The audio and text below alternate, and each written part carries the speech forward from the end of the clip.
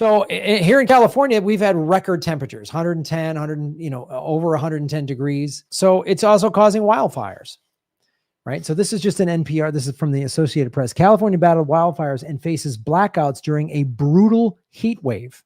Every summer, every late summer, fall, it feels like I'm saying the same thing, which is the wildfires are worse than they've ever been. We've had record drought all throughout the whole western half of the United States, which, of course, there's fires in Oregon, there's fires in Northern California. I mean, there's now fires in Southern California. There's been fires all throughout the western United States. And it's bone dry. So it is just a tinderbox. So we're in the middle of climate collapse. We need to do something about it. And what does Biden do? Oh, him and the Democrats, the Republicans have their little bitch ass cat fight to get $378 billion. That sounds like a lot of money, but it's spread out over 10 years. So it's $37 billion a year for 10 years. Wow.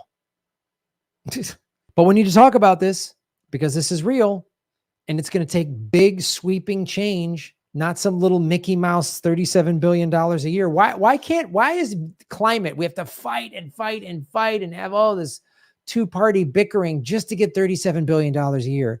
But bipartisan support in Congress for a war budget increase to $839 billion. $37 billion of that Biden didn't even ask for. So an extra year's worth of climate policy Biden just gets for free, doesn't even ask for it. There's no argument. There's no debate. There's no, Mitch McConnell and Pelosi having their little stupid arguments on the news. God, none of that crap. I mean, there's floods. We've had record floods and we show how bad the floods are when after a record drought, the soil is so hard that it cannot absorb the rain. So the water just rushes over it like it's cement. There's record droughts in Europe. One of these rivers in France is like bone dry. We've shown you the Salt Lake in Utah. Salt Lake is literally, it's so dry. It's the soil, the dried soil is releasing arsenic into the air. That'll be good for the citizens of Salt Lake. See, climate change doesn't care if you're a red state or a blue state. It doesn't care. It doesn't care if you wear a MAGA hat. It doesn't care if you danced in the streets for creepy Joe Biden. It doesn't care. It's coming. And you can make the argument, sure, the Democrats are at least doing something over the Republicans. Yeah, but it's not enough. Climate change is not a thing you can do incremental centrism for.